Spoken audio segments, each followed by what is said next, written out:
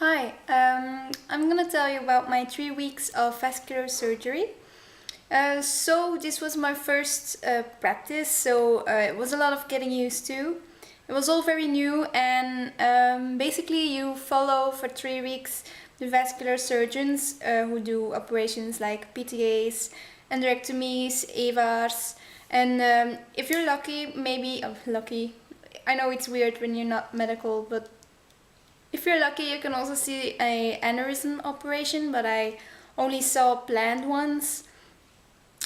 So too bad for me. Good for the patients though. It was you can't really do much. You look most of the time and try to understand what's happening. And I also followed some consultations. Most of the surgeons don't like consultations, but I do. I like them.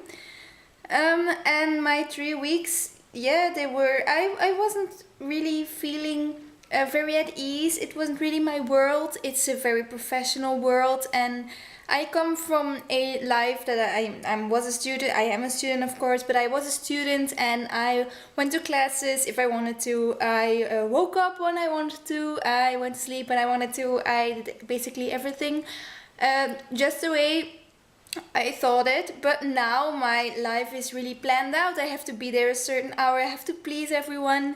You come in a team who works together for years, and every 3 weeks you have new practice students. So for them, you're not really a gift because you can basically do nothing. You're useless, and you do everything wrong. And I know that that's not very fun for the people you have to work with.